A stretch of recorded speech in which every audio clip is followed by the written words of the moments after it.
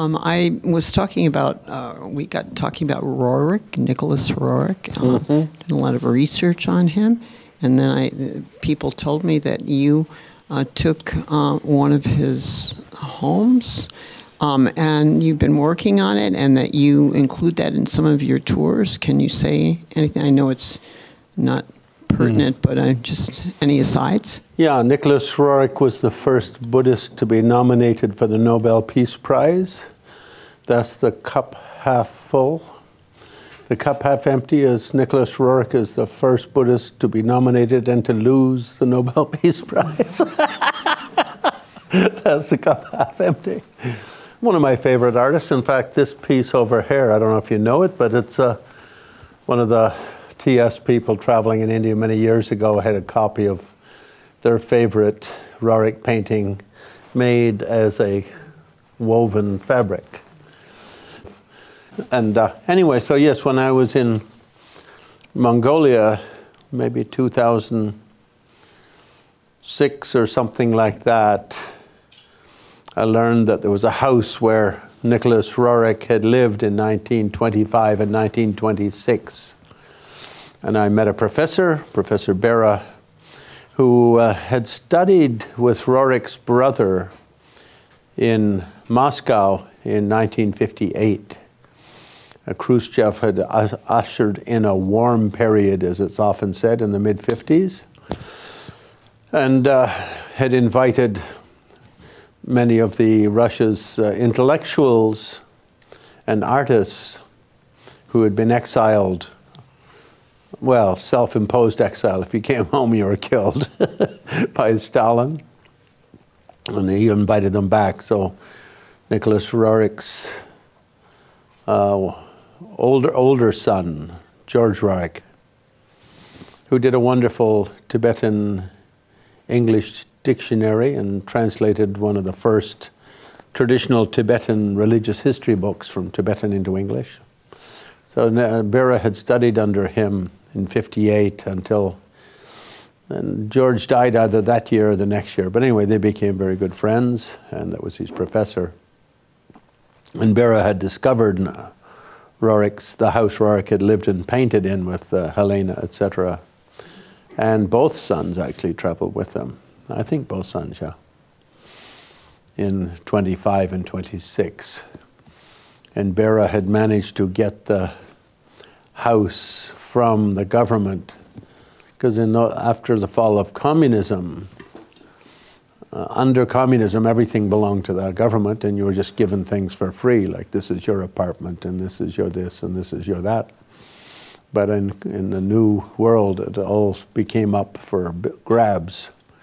So Bera managed to get it back and save it from the developers who wanted to rip it down and put up an apartment building there. It's kind of in a Russian, Eastern Russia, Siberia style log house. But quite big, 5 bedrooms and quite big, 2 very big rooms and like that. So it's quite a big house, but 1 floor, log house kind of style. What they used to call the Russian mission houses, because in those days there were no hotels in that part of the world. So every embassy had what they called a mission house. And if you were British and you showed up, the Brits were responsible for seeing you didn't die in the streets. And America, the same, would have their houses. So the Russians had their mission houses. So it was one of those. And he had gotten the documentation to save it, but hadn't been able to raise money to rebuild it. And it was in terrible condition. If you look on my YouTube and you search Glenn Mullin Roerich House, there's 5 or 6 videos up. I think the best one is about 20-minute long one I made for showing in Moscow at the Roerich Center in Moscow when Bera went up there. But anyway, yeah, so it'd be wonderful to research a little bit into some of Roerich's beliefs that he was the reincarnation of the 5th Dalai Lama. Helena was a channeler, so she was always telling him these kind of things. And he certainly lived an unusual life, because as a Russian exile, he arrived in New York and became the toast of the town, and a year later someone built him a 24-story building on Upper West Side, called it the Roerich House and the Masters Institute, and the whole thing was going to be for geniuses to figure out how to bring world peace. Pax Cultura was his motto, peace through culture, peace through education. Anyway, he had the misfortune of being patronized by Eleanor Roosevelt. Now, she was a wonderful woman, but that brought him into political circles. And then, because he was close to the Roosevelts and close to Vice President Henry Wallace, his name became an issue in the presidential nominations of the late 30s, I think it was. So American government became very nervous about him and banned him from ever coming back to the States. And then, of course, his homeland, Russia, he had hoped to. Now, one interesting thing he wanted to do, which I really wish could have made some progress, was to unify the Mongol regions of East Russia, independent Mongolia, Chinese-controlled Mongolia, then all of Tibet and the Lama territories of the Himalayas. He wanted to press them to try to form a kind of a Lama nation, which would have been very wonderful, I think, and that was the purpose of that trip in 25, 26. He had really hoped to meet with the Dalai Lama and inspire them all to go that way. But just bad luck, the British had taken a super dislike to him and were afraid of him, and so basically used their influence to see that he couldn't get to Lhasa and just came back to India where they could watch over him. But had that happened, and now the British, of course, didn't like that idea. They liked to own Darjeeling and control Sikkim and have their relationship with Bhutan and all that. It's Ladakh and Lahul, Spiti, Kannur, all those places, Tibetan Buddhist areas, were under British rule.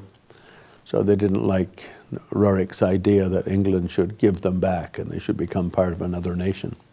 At the same time, if you look at Europe, much of Europe's maps were all redrawn after World War I with the League of Nations. So it was in that time period when the world was all hoping that World War I was the war to end all wars. And the European idea was the maps could be redrawn in such a way as to leave less ethnic problems. So create nations where people are ethnically fairly homogeneous, but with soft borders. Because, if we saw the problem comes if you don't do that with, say, Yugoslavia, where you have 6 nations in one nation and they all speak different languages and have different cultural values and so forth, it can lead to a problem. And it's different than America, where everyone's scattered everywhere, so you could never do that here, because, you go down here to the local jewel, and there's people from 100 countries in there shopping. But that idea in Europe, the biggest, so Roerich was against that, and he also, he was nominated for the Nobel Peace Prize because he was pushing something called the Roerich Peace Pact. And Eleanor Roosevelt talked her hubby into inviting 25 world leaders to the Oval Office and signing it there. And I mean, she's probably the greatest first lady in the history of the country. I don't think you could take another 10 and put them together. I mean, they've had many beautiful, wonderful first ladies, but in terms of contribution to, they've mostly tried to sit quietly in the back or disrupt their husband's career like Hillary did, or sit quietly in the back like Laura Bush did under W and so on. But she basically took Roerich's Peace Pact and used it for the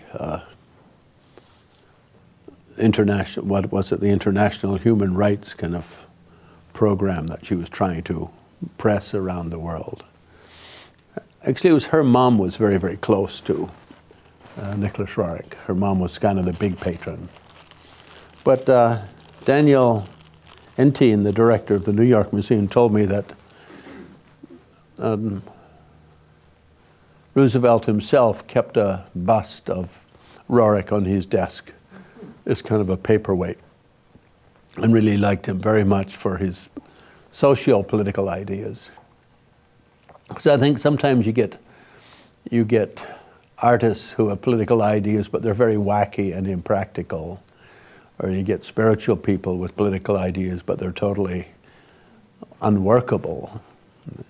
And Roerich, you know, he was a pacifist, but he always carried a gun. You know, and I think that's important. I mean, not everywhere you have to carry your gun, but the fact that when he took his expedition through those territories and the Muslims up in Urumqi the Muslim governor told him he had to hand in his guns. He said, no way, Jose, or whatever that governor's name was. My enemies will be able to just rob me or kill me at their will. They should understand that we're well armed, and if nobody attacks us, we won't attack them, but if they attacked us, we're well defended. So these kind of practical things. And in the Roerich Peace Pact, he doesn't say no more war, because who's to know? Wars break out, right? Sometimes people try to solve problems through negotiation, but you may come to an impasse, so there's got to be a fight over it. So he wasn't against war as such. But in the Roerich Peace Pact, you can't kill any artists, philosophers, teachers, can't bomb institutes of learning or artistic preservation or cultural preservation.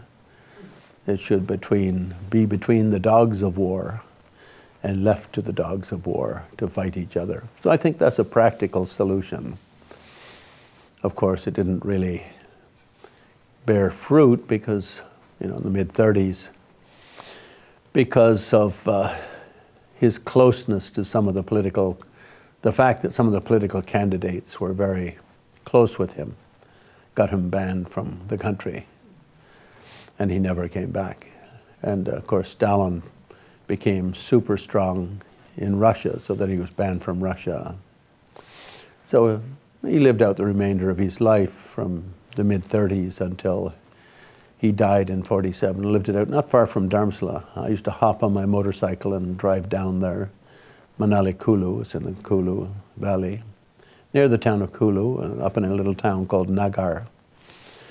And it's very nice, his old house is there. And when I used to go there, his youngest son, who also became a great artist, but is not so well known internationally because he never left India, never sold his art outside of India. But his paintings of Indira Gandhi and several others, maybe even Nehru, hang in Parliament House still in India.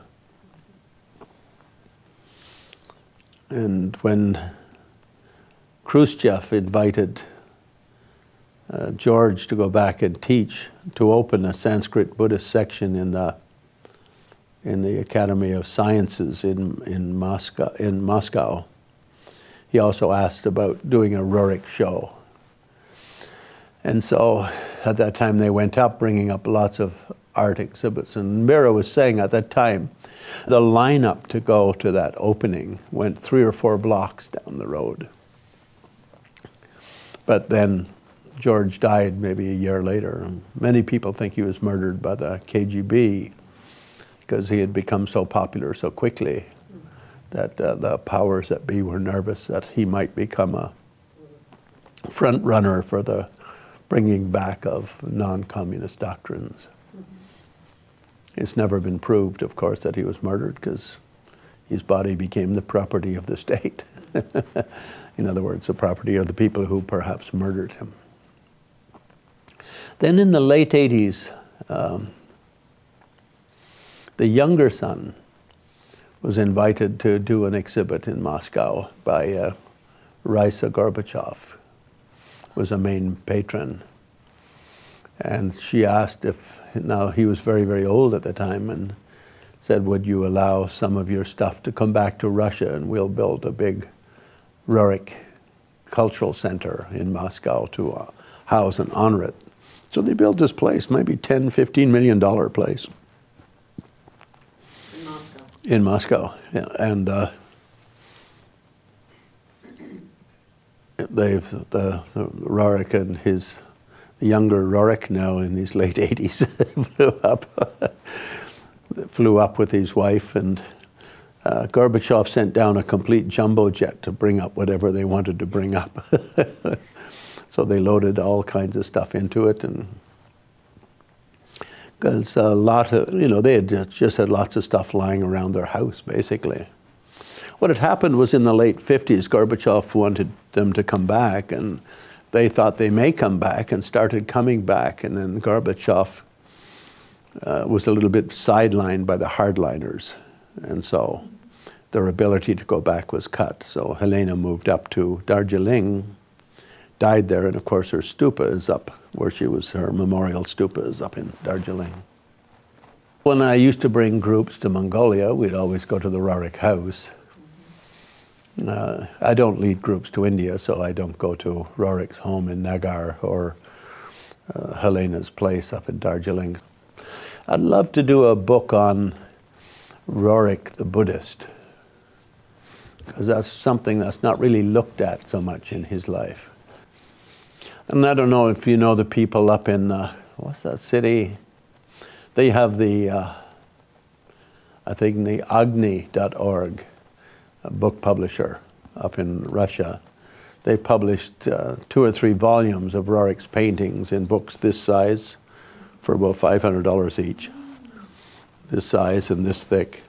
And each side you have the painting on one side photographed with very high end. So this was done in the 90s when Russia sort of had a sort of an explosion of millionaires, were able to do whatever they liked. And so someone could just say, I'd like to put up $500,000 to do this book project. And that meant, getting good photographers to fly around the world where these Rorik paintings were housed. And on the left side of the page, they put on top the English and the bottom the Russian, or the other way around, whatever they know about that painting, and the year it was painted, and if it was sold or donated. One thing is, Rorik from about 1923 until 35 or 36, by contract, all of his paintings had to go to the New York Rorik House. Because what are they called? The Hirsch family, who had built that 24-story building. Was it Hirsch? I can't remember the name of the family. But anyway, they needed... Real estate. He was just a New York billionaire. And he said, I'll put you on this $300,000 expedition for over the next 5 years. Because Rorik, wherever he went, had a big group with him. And when he went up through Tibet and Mongolia, all those regions, he bought all kinds of, like a complete set of Kenjer and Tenjer and a complete cabinet for those, 2,000 books to go, and all kinds of statues and tankas and whatever he thought. And he was also an archaeologist. He had done his mom had wanted him to do an art degree, and his dad wanted him to do a science degree, so he had to do both. So he gathered both as he traveled, and spent hundreds of thousands of dollars. All ended up in that place in New York, and then at the end of the Great Depression, Hirsch needed it back. And so basically just closed the whole museum and sold the building, and people were allowed to buy whatever they wanted, and many people bought paintings. But unfortunately, all the records and much of the bric-a-brac was all thrown out. So all the diaries of travelers and, all the documentation was basically just thrown in a dumpster, which is unfortunate. He also was super into botany. So collected all kinds of plant samples everywhere he went. That's one of the things that got him into trouble with the American government, was Henry Wallace was Secretary of Agriculture, and during the great droughts in Oklahoma, when Rorik was just giving a talk, he said, it's too bad they don't put more botanists in charge of agriculture in this country. All these people in charge of these areas that don't really know anything about growing plants. And if you travel through the Gobi and the steppes of Central Asia, you see places with those same conditions, but they don't suffer from these kind of super soil erosion problems. So they should put more, the agriculture department should hire more botanists. And so that got him a grant from the, ended up that the agricultural department gave him a grant to take a second trip through the Mongol territories. And that's what got him in trouble. That's when he ran into trouble. Okay, we should get back to what we were doing. Ride on the moving breath. Practice giving and taking with the breath, and begin the taking with yourself. And the text say, after you've finished that, and you feel like you've really absorbed all of your negative energies from here all the way to enlightenment, you should switch to your mom. Visualize your mom in front of yourself. And think, my poor old mom, she's such a nice little old lady. But still she has faults. She snores in her sleep, and I don't know, whatever other faults she might have. And she has sufferings, like all beings have sufferings of birth, sickness, old age, death, not getting what you want or need, and sometimes getting things you don't want or don't need, like diseases and such. And so I'm going to sit and think about any faults she has, that I share that similar fault. Any suffering she has, where I share that similar suffering. Any difficulties where I share that same difficulty, or I can at least imagine myself having that same. And then, because we're very closely karmically connected, obviously I can sort of share any of her karma with her. And so we put her in front. Whether she's live or dead doesn't matter, because you're just visualizing. So you visualize in front. And as you breathe in, think whatever sufferings, unhappinesses, difficulties she has, peel off of her body like a little invisible film coming from her, and come as a stream of sort of dark energy, and comes into your heart and strikes against the center of your heart. And you burn off her negative karma causing that. And at the same time, your own self-cherishing narcissism is reduced, and any negative energy you have in that same way is reduced. And then you breathe back happiness, light, and joy, and freedom, and all good qualities to your mom. So let's do that for 5 minutes, okay? Because I want the opportunity to do a gong on Stephanie's singing bowl. She spent a small fortune buying this thing and then had to carry it all the way from Nepal.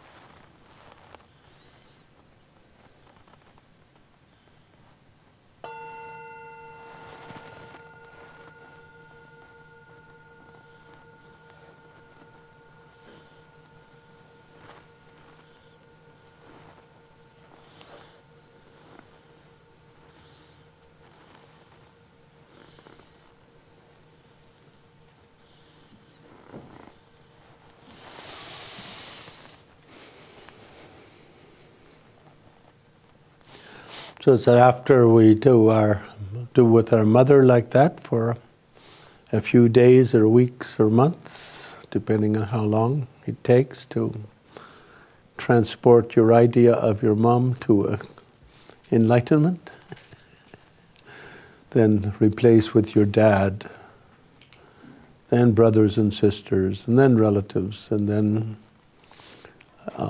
whatever others, until all sentient beings are there, to engage bring all sentient beings into it.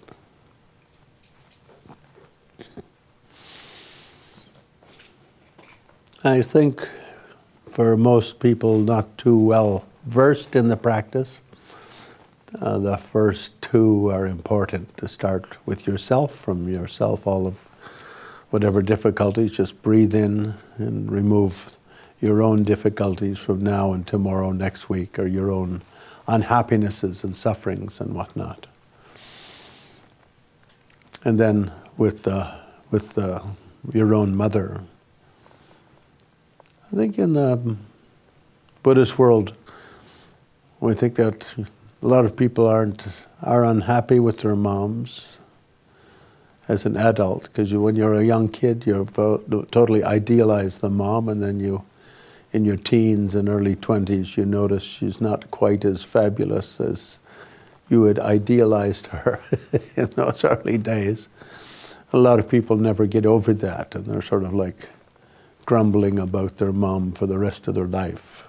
So I'm often asked when I teach, can we replace the mom with someone we liked? But I think it is important that that very close karmic relationship, the closest of all karmic relationships, is put on a solid footing for further progress to be made. I wouldn't say it's a 100% situation, but in most people's cases, unless they can repair that in their mind, doesn't mean you ever have to see your mom again, and if you prefer not to and she's dead, then I guess that's kind of a blessing. But at least in your mind it should be repaired. And the same with your dad. Those are kind of very close karmic relationships. And we see reflections of this in Western psychology, don't we? The Western psychotherapists will sit you down and we'll start with, now tell me about your mother. Because a lot of our mental quirks and twistinesses come from unresolved issues, what Freud called a failure to go through the process of individuation. And so starting with yourself, because first I think we all have to come to terms with our own unhappinesses with ourself. And then without doing that, thinking about anyone else's unhappiness is just really a kind of escapism, isn't it?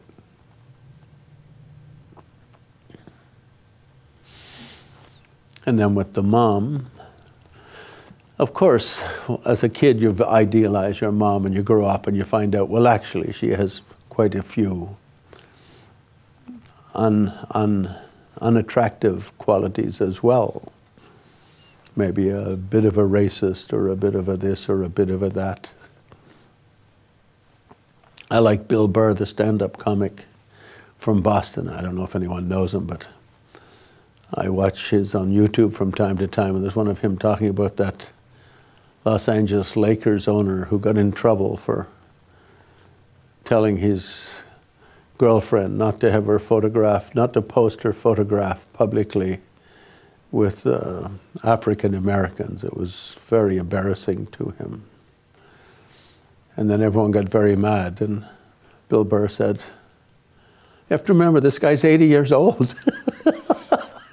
When he was 10 to 15 years old, that sort of thing was totally in fashion. It's the same with our own parents, isn't it? And our kids probably look at us and think, oh, that little Ed, he's such a square. Or, no, you're very hip. Big Ed is such a square. has got this fault and that fault. There's always generational gaps in what is socially acceptable and socially unacceptable. And I think very few kids can look at their parents and say everything about them is perfect. And some people learn to get along with that and still love and respect their parents. But some people don't. It's a difficulty, especially if your mom wasn't a very warm, loving person, or if your dad was a bit unwarming or unloving or whatever. But I think in the Lojong tradition, much like in the Freudian and the Jungian tradition, unless we can sort out in our own mind a kind of a happy relationship with good old mom and dad, then our other spiritual issues will always remain a little bit out of play, a little bit out of balance. And of course, it's good to say, may all beings be happy and have the causes of happiness. But we should at least have a very strong feeling about that first for ourselves, right? May I have happiness and the causes of happiness. May my mom and dad have happinesses and the cause of happinesses. You know, and you often see people very unadmiring of their own family and very admiring of distant things of which they know very little.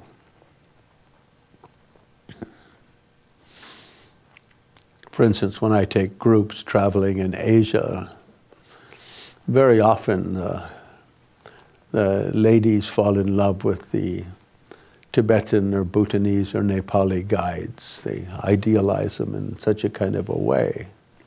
Now their own mom or dad, they won't have that kind of idealization. But unless one's relationship with one's own mom and dad is sorted out in one's own mind, then other relationships end up askew, off balance, on thin ice.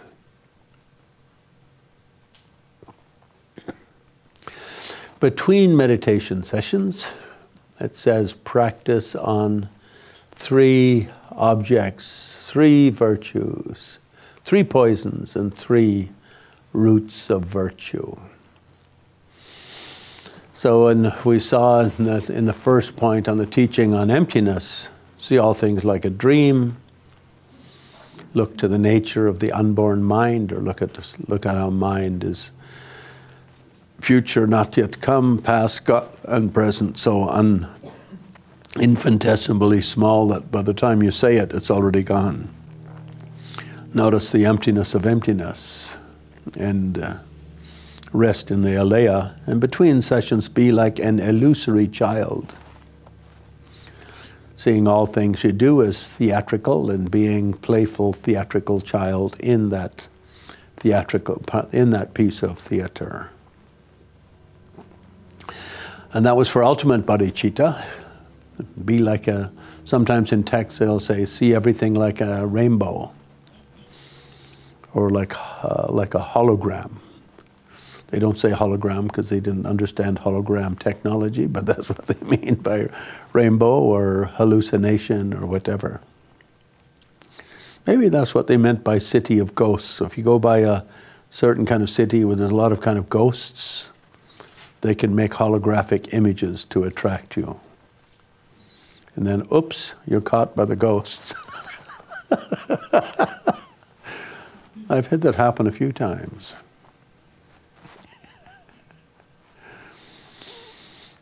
In previous lives.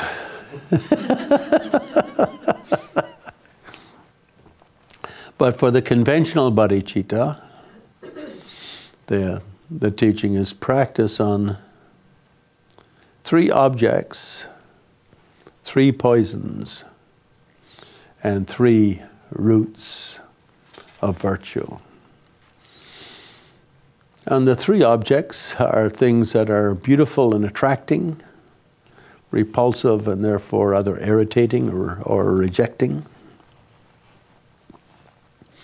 and neutral and therefore a little bit boring or disinteresting. And when we see attractive things, beautiful things, we feel some attraction to them. some sort of sense of desire for them. And when we see repulsive things, we feel abhorrence and rejection. And with neutral things, neutral. So attraction, repulsion, and neutrality are poisons in the sense that they are only attractive because we look at the beauty as in the eye of the perceiver, not in the object itself. And repulsive is in the eye of the perceiver, not in the object itself. And boring is in the eye of the perceiver, not in the eye of itself. So we think just like I get pushed this way or pushed that way or just left in lethargy through these klesha, so all beings are pushed and pulled or left in lethargy by klesha.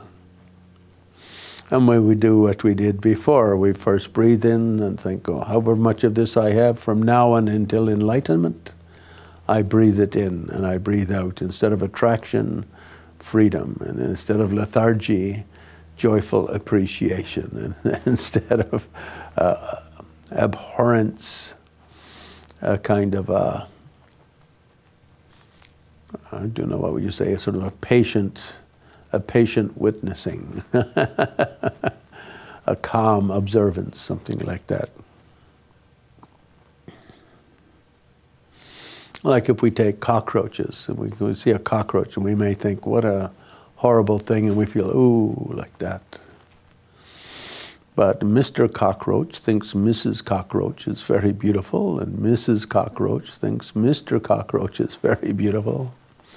Baby cockroaches think Mummy Cockroach is very sweet as apple pie. And Chinese people think that if you catch them and toast them and grind them up to powder, they taste good. What we think about things and how we respect to them says more about us than it does about them. In fact, Padmasambhava is said to, in one of the treasure texts, is said to have said, when you have an eye that can see Amrit, or nectar, divine heavenly ambrosia, then everything you see becomes a divine heavenly ambrosia.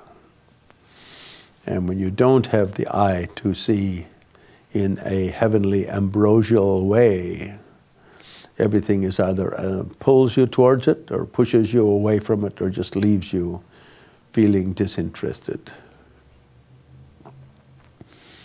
So the three objects are those ways we see things in a particular way that pull us in or push us out or leave us disinterested. And the three roots of virtue is to learn to experience all things with joyful, naked clarity. So when you're looking at a cockroach, a big head, strip off your clothes, dance naked for 15 minutes. And say, beautiful cockroach, beautiful, beautiful cockroach. It makes me want to dance and sing with joy.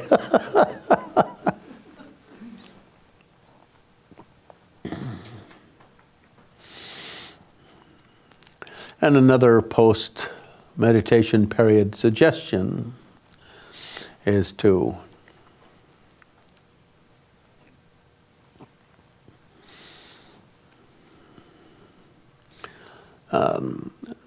develop a habit of talking to yourself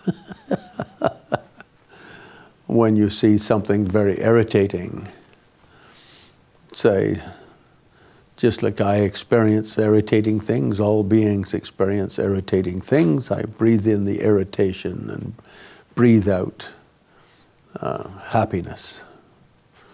Just like people feel craving and unfulfillment. I need something to be a real me. I'm missing something. All beings feel craving. Just like beings feel jealousy. I feel jealousy just like all beings do. So I breathe in and I breathe out joy, and I breathe out happiness. To say a few words to specify, I guess, is what it's meant, perhaps. So those two things for the conventional bodhicitta between meditation sessions. And for the ultimate bodhicitta, or emptiness. See all things like a theater, and you like a theatrical child, a sort of a playful child, as part of a big theater. Then the third point, taking difficulties as the path. Whenever any difficulty comes. Now, when Chekawa first taught this to Geshe Chim, his main, the one who studied it, and Geshe Chim asked him about it, he said, what's the great feature of Lojong? What's the main power? He said that in today's age, we're in the 5 degenerations, the age of Kali Yuga, of 5 unpleasant qualities. There's more delusions everywhere. It's more common to see angry, irritated people than it was in earlier days. And often when, say, if we go to Tibet, a lot of Americans, Europeans say, wow, everyone here looks quite happy. They're not very wealthy, but they're quite happy. And I think it's true. They're living in a little bit of a bygone age, and therefore they suffer less from that Kali Yuga, that the drag, the drag of an angry mind. You know, when Europeans first went to the Amazon, they said everyone here is so fabulous. They just sit around laughing and smiling, and they come on our boats and stretch out and take snoozes and stuff like that. Of course, then they enslaved them, but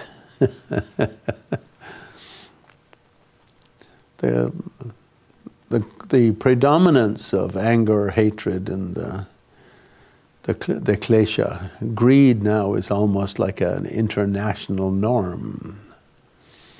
You know, with North American natives, it used to be considered a mental illness. Little Ed suffers from greed. Quick, call the shrink. There must be a pill. Big Ed, on the other hand, does not suffer from greed. He suffers from pride. Call the shrink, give him a pill. Some natural herbal concoction.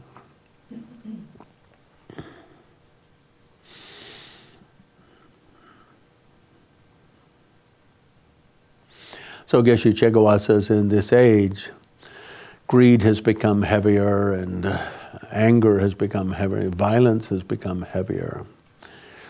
Foods lack the powers they did in older days. I think because of over-farming and all these kind of things. The proliferation of diseases. Because of just probably more humans, spread more diseases. So the so-called 5 negative conditions. So in these times, we have many humans suffer from many difficulties that they did not suffer from in older times. I mean, scientists like to argue the opposite, that we have it better, but that's because most of the stuff we use today are developed by scientists, and they're patting themselves on the back and fixing the numbers. That's my opinion. And I'm leaving it on webinar record. For instance, scientists like to tell us human lifespan is increasing. In time of Buddha, human lifespan of someone dying of old age was 100. Buddha died young at age 81. He ate some food which was bad. And then every 100 years since then, it's gone down by 100 years. Of course, we can prop it up with medical technology by putting a stent in your heart or something like that, but that's got nothing to do with natural human lifespan. So in the time of Buddha, one could expect to live 100 strong years. and age 85 or 86 start to unwind a little bit, and age 100 sit up in meditation and die peacefully leaning against a tree. For now, from age 55, it's like you start going on the pills.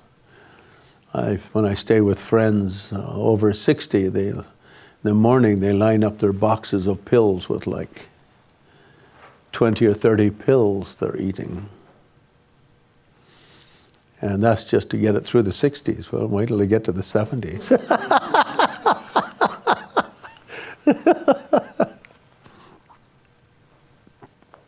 Yeah, I'm always very suspect of scientific statements. I always think they're probably patting themselves on their back for their own success. We even see this in really brilliant people, like your good president. And previous president did a lot of patting himself on the back as well, I must say. I'm not sure which is the brighter of the two, but anyway, they were both equally one's own back patting types. W was too humble to be a backpacker, his own back patter. He had an older brother who was smarter than him, and his father who was as smart as both of them put together, so that taught him humility from a young age.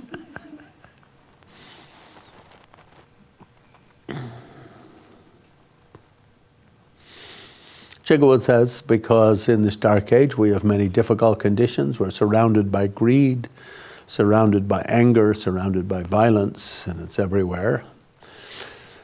And if you practice Lojong, these things become aids to enlightenment rather than obstacles to enlightenment. Whatever difficulty comes your way, it just reminds you to practice your Lojong. Breathing in, say, there's a greedy gut person.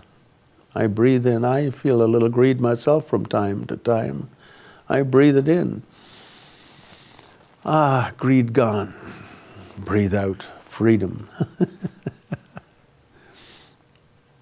So between meditation sessions, doing like that. So in terms of transforming negative conditions into the path to enlightenment, in the Lojong we do it in one of the two ways, those two ways being application of the two bodhicittas. And one of the bodhicittas being the conventional, and the other being ultimate or emptiness. Transforming by means of emptiness means it looks like this, but in fact all things are just mental processing, perceptions, and conceptual designates. What's really going on, nobody has a clue. Let's not take this too seriously and be like a playful child interacting with it. So when I was in New York, just after the Bernie Madoff thing, and one of my friends there was grumbling that he had just lost half of his money in the Bernie Madoff crash. I said, yes, that's a little bit disappointing, but it's only half your money. You still have $6 billion left. Let's not get overworked up about this now. Let's look at the glass half full thing.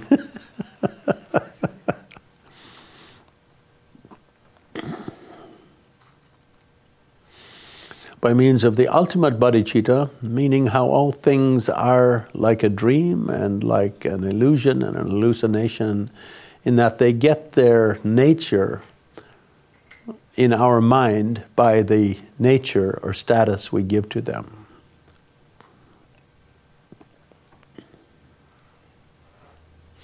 In terms of conventional bodhicitta, then when we see anything rough comes into our life, well, that rough thing is very wonderful, and in fact that's one of the reasons why I want to achieve enlightenment, is there's all this rough stuff, and I want to be a rougher, tougher, enlightened guy. And that person behaving so badly in my presence just reminds me that I should quickly achieve enlightenment so that people who behave that way don't get on my nerves. Not only that, when they do get on my nerves, I'll be wise and quick-witted enough to be able to give a response that will awaken them from their silliness. And of course, the quote I always like to give, and those of you who are my students for years have heard me say it numerous times, Angulimala, who had murdered 999 people.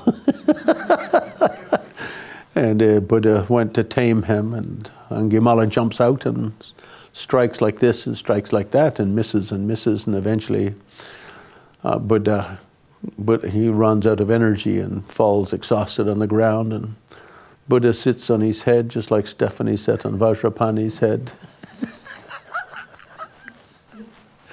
And said, Angulimala, don't you think it's time for a career change? This killing and robbing business is only goes so far in bringing about a happy human being. And Angulimala went on to become a meditator and achieve enlightenment, regardless of having killed many hundreds of people.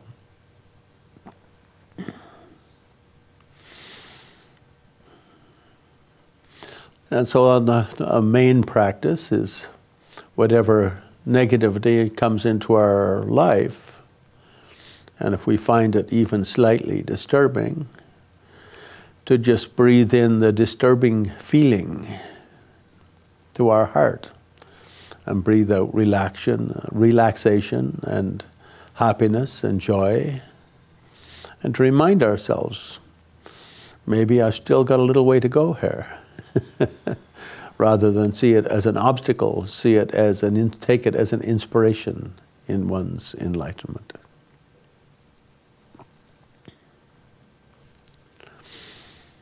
Then the fifth point, we don't have much time left, so I'll just run through them from here.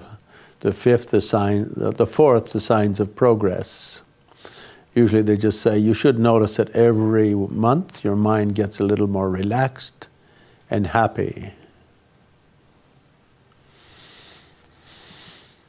And of course, that's hard to say because we're all so happy already. And it's how happy can you? How good are you distinguishing between levels of happiness? Like Stephanie always walks around looking very, very, very happy. Is she happier than last month? It's like watching a little kid grow, right? We used to have to like put a thing on the wall and draw it with a pencil every month or 2 months. You wouldn't notice that they grow, and then you draw that and you say, oh my goodness, they grew.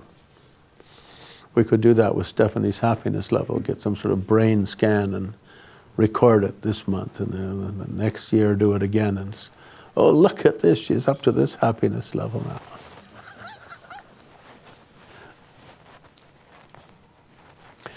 Then the fifth, condensing into 5 points, but you can read those in the manual, but the 5 really are just to always have everything is bodhicitta motivation, whatever you do to benefit all beings and for your own enlightenment and be of greater benefit to all beings, and to practice that throughout the action, and at the end the dedication and so forth.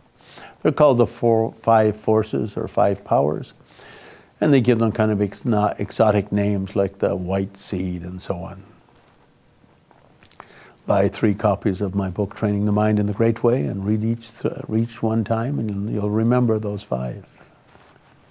And how to apply them at the time of death, which is known as the Lojong Poa, which is basically just how to die in a Lojong state of mind. When one of my own gurus died in Nepal about 5, 6 years ago, he really exemplified that very perfectly. He died slowly over about 3 months, and even on his dying bed, he had all the main students come in, and he gave a little talk on bodhicitta. And he said, no need to have any thoughts about, worry about me. I've lived a good life, and I'm dying an okay death, and I'm keeping bodhicitta. And all those of you who are my students, if you can similarly try to live good lives and die good deaths and keep bodhicitta as your main thrust. both the ultimate bodhicitta of the emptiness or illusory nature of being, and the ultimate and the conventional bodhicitta of love, compassion, and the aspiration to benefit all living beings. Then guidelines and advices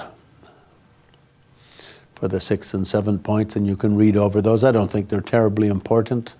They were just kind of, there's different variations of those in Tibetan. So people would add them here or drop one out there. My favorite is don't put the load of a yak on a zo, on a half yak. And zo is a cross between a female yak and an ox. If you put the load of a yak on a half yak, the poor thing struggles to carry it. And now that's my favorite, and there's about 15 of them in that category. One of them is like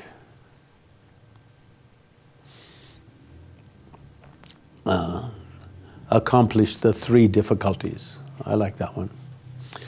What's the 3 difficulties? It's difficult to noticing you're being stupid when you're being stupid. In the middle of being stupid, even when you notice it, it's difficult to turn back being stupid.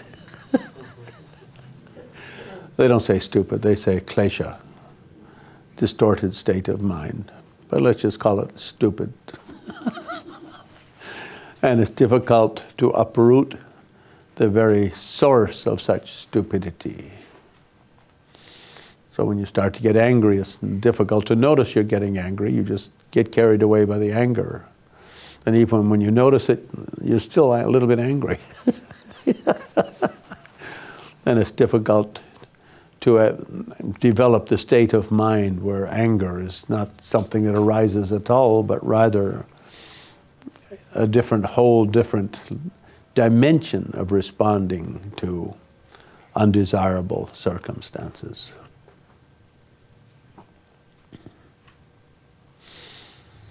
And for the load of the yak on a half yak, the main point there is throughout our life, never pass the buck.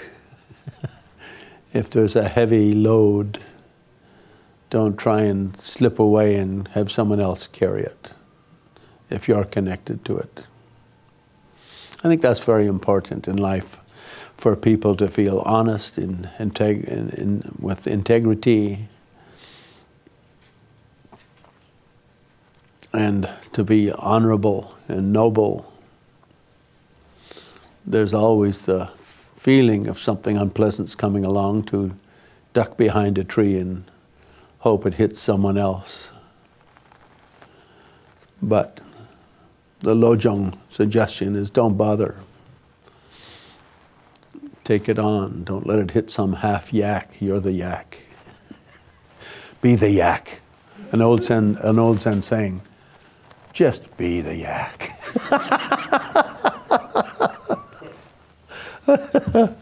Then I said I wanted to read this little poem to the mother by one of the Karmapas, the 3rd Karmapa. And so in Tibetan Buddhism we say, unless you can learn to appreciate your mom, no matter how crappy a mom she was, it's good to learn to appreciate her. So after his mom passed away, he wrote this beautiful little sort of prayer to her. Well, half a dozen pages long, but just, small pages.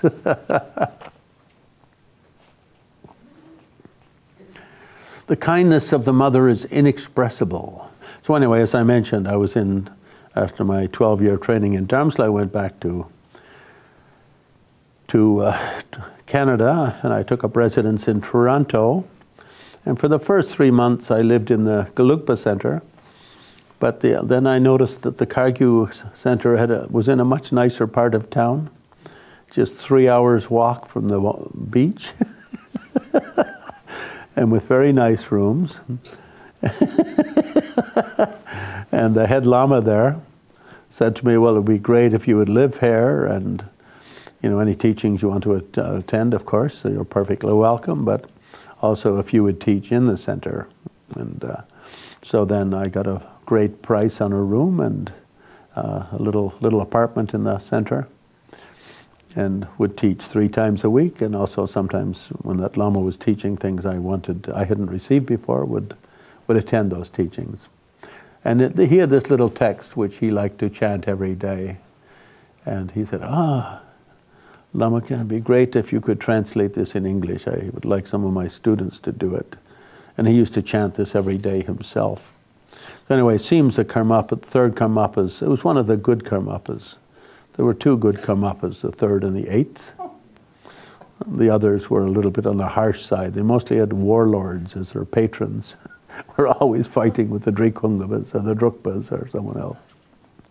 But he's one of the peaceful, and there's nothing wrong with having a warlord for a patron. Any of you warlords out there with big bucks, I'm available. But this one sort of tended to stay out of that kind of political intrigue sort of stuff, whereas a lot of them don't, unfortunately. Haven't been able to. Not necessarily because of them, but the 5th Dalai Lama once said, when war broke out with the Kargyupas in the 1600s, he said, well, it's our fault that this war broke out, because in the time of the 4th Dalai Lama, the king, the Karma Kagyu king of Song, had come to Lhasa to apologize to the previous Dalai Lama, the 4th Dalai Lama, on behalf of his father, who had just beheaded 2,000 Gelugpa monks. And the previous Dalai Lama's attendant was a Mongol and very proud guy. And he said, oh, the 4th Dalai Lama's in meditation, he couldn't possibly meet with you. So the 5th Dalai Lama wrote, because of that, that fellow who was obviously a king and therefore a little bit proud was insulted. And so the war has come to us on account of that. And he goes on to say, that's why it's so important that lamas have very good attendants, managers. And so those Karmapas had a very good manager. The previous Karmapa had terrible manager and basically made terrible relations with Trikung and Drukpa, the other 2 big Kargyu schools that still carry on until today. They still don't like to all 3 of them be in the room at the same time, because it's sort of symbolic of something being resolved, and nothing's been resolved. That's why I say the 3rd and the 8th are my 2 favorites, because they didn't get involved in any of those. This one was also a great Mahamudra master, and his Mahamudra texts are the main ones studied in Karma Kagyu today. And because of that, and he was a good, wonderful poet, so I really like his poems a lot. The kindness of the mother is inexpressible. With deep compassion, she protects her children, showing them love, speaking softly, caring for them in every way. May she be led to the path of Avalokiteshvara, home. So just Avalokiteshvara means to the path of great compassion. Om Mani Padme Hum Hri. The mother is most kind, giving food from her own plate, personally cleaning the filth produced by her child, constantly locking the baby in her arms. How touching, this most kind mother, wandering in the 3 realms of samsara. Maybe she'll be led to the path of great compassion. Om Mani Padme Hum Hri. All the verses end with Om Mani Padme Hum Hri. So when I go, well, I'll say Om Mani Padme Hum Hri. So you can participate in the poem. Otherwise, I'm too shy to read the whole thing by myself. The end of birth is certainly death. Even those of great worldly influence are then rendered powerless and must go on alone. Their spiritual knowledge, their only aid. How touching, the most kind mother, wandering in the 3 realms of samsara. May she be led to the path of Avalokiteshvara. Om Mani Padme Hum Hri. The end of friendship certainly is separation. Those we love and hold most dear have no power to remain with us. They pass on alone. The holy Dharma, their only aid. How touching, the most kind mother, wandering in the 3 realms of samsara. May she be led to the path of great compassion. Om Mani Padme Hum Hri. The end of collecting certainly is dispersion, and those with greed who amass possessions cannot take the smallest thing with them. They pass on alone, the holy Dharma, their only aid. How touching, the most kind mother, wandering in the three realms of samsara. Maybe she be led to the path of Avalokiteshvara. Om Mani Padme Hum Hri. My own mother has now passed away and has had to go on alone. I offer this prayer now, that I, she, and the Buddha of compassion may meet again soon. How touching, the most kind mother, wandering in the three realms of samsara. Maybe she be led to the path of great compassion. Om Mani Padme Hum Hri. Wherever in the three realms we are born, as any of the 6 types of living beings, we do so upon reliance on the 4 modes of birth.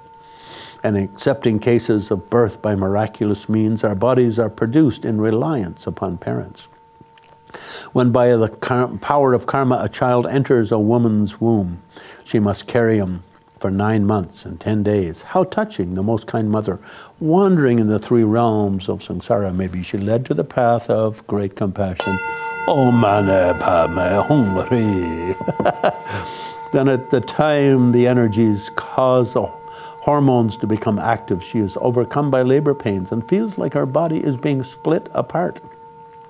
How touching, the most kind mother, wandering in the 3 realms of samsara. Maybe she be led to the path of Avalokiteshvara. Om Mani Padme Hum Hri. When the baby finally is born, although he is covered in blood and mucus, she lovingly picks him up and places him to her breast. How touching, the most kind mother, wandering in the 3 realms of samsara. Maybe she be led to the path of Avalokiteshvara. Om Mani Padme Hum Hri. The newly born child is totally helpless, his flesh soft as jelly and discolored by the trauma of birth. In other words, ugly as hell. Yet she cuddles him lovingly in her arms. How touching, the most kind mother, wandering in the 3 realms of samsara. May she be led to the path of great compassion. Om Mani Padme Hum Hri. The doors of the senses of the newly born child are closed with protective fluids. The mother takes the child and washes him, kissing him tenderly and lovingly. How touching, the most kind mother, wandering in the 3 realms of samsara. May she be led to the path of great compassion. Om Mani Padme Hum Hri. Even though the baby continuously messes himself and smells terribly. Is that true about kids, your mothers? Smells terribly. She still does not consider him repulsive, but cherishes and holds him dear. How touching, the most kind mother, wandering in the 3 realms of samsara. May she be led to the path of great compassion. Om Mani Padme Hum Hri. Day and night without break, she holds her child to her breast, even taking him to bed with her to protect and keep him warm. How touching, the most kind mother, wandering in the 3 realms of samsara. May she be led to the path of great compassion. Om Mani Padme Hum Hri. Then for the months that follows, the mother can never completely rest, her sleep constantly being broken by the needs and demands of her child. How touching, the most kind mother, wandering in the 3 realms of samsara. May she be led to the path of great compassion. Om Mani Padme Hum Hri. The mother is exceedingly kind, tenderly cuddling her child with love. How touching, the most kind mother, wandering in the 3 realms of samsara. May she be led to the path of Avalokiteshvara. Om Mani Padme Hum Hri. The mother is exceedingly kind, smiling at her child with eyes of joy. How touching, the most kind mother, wandering in the 3 realms of samsara. May she be led to the path of Avalokiteshvara. Om Mani Padme Hum Hri. Unable to bear her child's discomfort whenever he moves or cries, she takes him in her arms and places him lovingly to her breast. How sad, the most kind mother, wandering in the 3 realms of samsara. May she be led to the path of great compassion. Om Mani Padme Hum Hri. Even when the child is asleep, she constantly keeps an eye on him, watching for any disturbance and protecting him from heat and cold. How touching, the most kind mother, wandering in the 3 realms of samsara. May she be led to the path of great compassion. Om Mani Padme Hum Hri. Throughout the years that the child is unable to fend for himself, she cares for him in every way, clothing him and keeping him clean. How touching, the most kind mother, wandering in the 3 realms of samsara. May she be led to the path of great compassion. Om Mani Padme Hum Hri. First, she encourages the child to crawl like an animal walking on all fours, and then helps him to learn how to stand up and walk. How touching, the most kind mother wandering in the three realms of samsara, maybe she be led to the path of great compassion. Om Mani Padme Hum. When the infant enters his third year and begins to toddle about, whenever he goes out, wherever he goes, she constantly must keep a protective eye on him. Third year actually means the terrible twos. So they become three at their second birthday. Keeping a protective eye on her. How touching, the most kind mother wandering in the three realms of samsara, may she be led to the path of great compassion. Om Mani Padme Hum. As the child enters his fifth year, the kind mother must then teach him how to dress himself and also the proper ways of behavior. How touching, the most kind mother wandering in the three realms of samsara, may be led to the path of great compassion. Om Mani Padme Hum. Then when the child becomes 10 and is able to care for himself, she releases her hold on him and gives him the sense of independence. How touching, the most kind mother wandering in the three realms of samsara, may she be led to the path of great compassion. Om Mani Padme Hum. The kind mother who thinks single-pointedly on the well-being of her child now wanders in the herself wanders in the three realms of samsara. May she be led to the path of great compassion. Om Mani Padme Hum. This kind mother who in this way loves her child equally with an incredible love now wanders in the three realms of samsara. May she be led to the path of great compassion. Om Mani Padme Hum.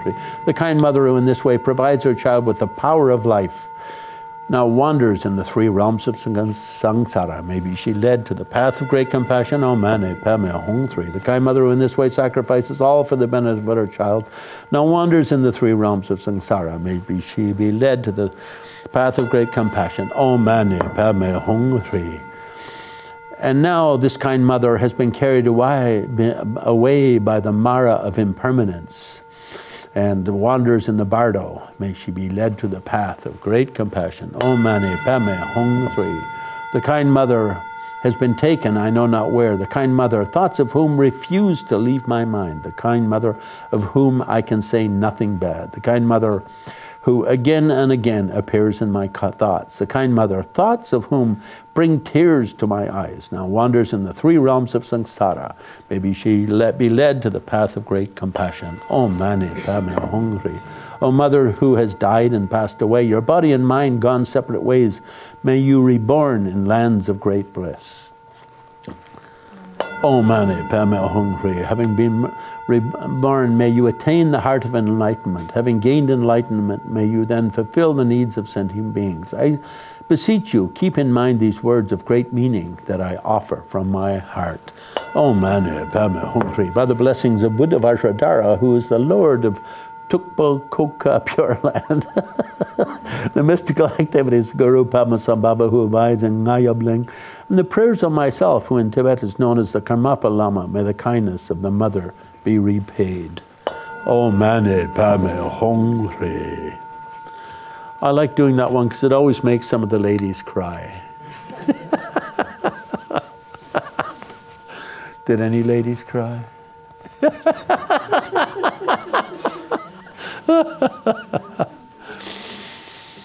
Yeah. So anyway, as I said in the beginning, this Lojong teaching is considered by all schools of Tibetan Buddhism to be like the golden earth on which the mandala of great bliss stands. Lojong is the foundation of all higher practices. And people just don't do it and then later go on to higher practices like Tantra or Dzogchen or Mahamudra, but they always practice this in conjunction with whatever other practices they do. So a very great honor for me to be able to teach it here. And I'd like to thank all of you who have come, and of course to thank the peoples at the Theosophical Society here for hosting it and promoting it. Thank Stephanie Law for her hard work in seeing that the tables were set up nicely and the flowers were all in place, and also sending out emails and so forth to let people know. And all of everyone else who has helped, assisted, or participated in any way. So drive carefully and practice well if you can. Thank you so much.